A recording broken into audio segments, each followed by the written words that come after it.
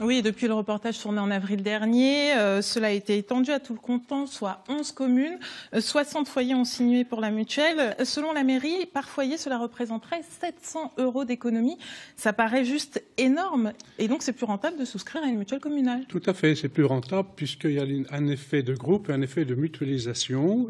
Donc, l'organisme de la commune ou la communauté de communes essaye de négocier suivant les différentes mutuelles. Et l'État, la chancellerie, le ministère de l'économie a prévu un budget pour aider un petit peu les communes suivant le package qu'ils veulent bien signer pour un contrat à compter du 1er janvier 2016. Oui, ça c'est. Vous parlez donc de la loi qui oblige les entreprises à souscrire à une mutuelle, une complémentaire santé. Voilà, ça a été mis en place le 11 janvier 2013 et avec différentes périodes, c'est-à-dire l'article de loi du Code de la Sécu, L 911-7.7, le Code de la Sécu dit à compter de janvier 2016, ça sera acté et il y a eu différentes étapes. Il y a du mois de juin 2013 au mois de juin 2014 des négociations par branche, aussi bien dans les établissements, dans les usines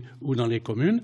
Et il y a une finalité qui est maintenant et qui doit être actée au 1er janvier 2016. Mais alors, dans ce cas-là, est-ce que ça vaut vraiment le coup de souscrire à une mutuelle communale si j'ai une entreprise qui, d'ici janvier 2016, va avoir l'obligation de me faire souscrire à une mutuelle de santé? Surtout si là, dans les accords, dans les entreprises, on y voit surtout dans les grandes entreprises où il y a une participation non négligeable du comité d'entreprise de cette entreprise, par exemple, qui paye pratiquement plus de la moitié, voire plus, de la cotisation, ce qui représente une économie substantielle pour l'assujetti, ce qui n'est pas tout à fait pareil pour une commune ou une communauté, puisque le budget n'a pas le même budget de CE, et c'est différent. Et donc, c'est en phase de négociation avec une base de parité, la commune et l'assujetti qui vont cotiser pareil.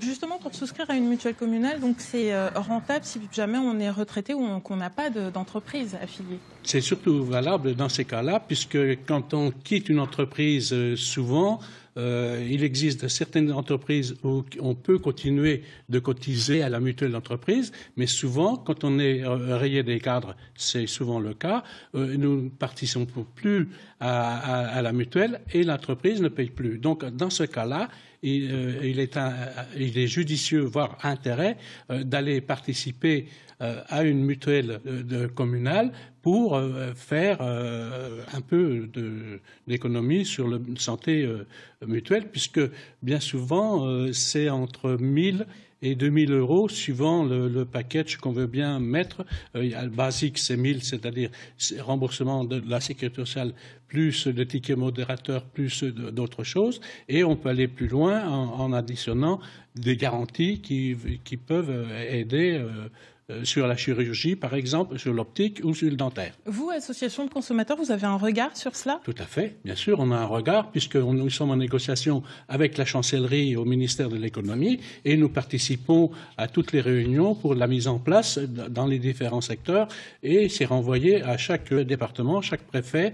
Nous avons, en Saône-et-Loire, moi qui suis dans Saône-et-Loire, nous avons une réunion en préfecture qui est programmée au milieu du mois d'octobre pour finaliser. Donc c'est une affaire à suivre et je rappelle que près de 400 communes de France ont déjà adhéré à la mutuelle communale via une association, l'Actium. Des réunions publiques sont d'ailleurs organisées dans nos régions. Merci à vous et à bientôt.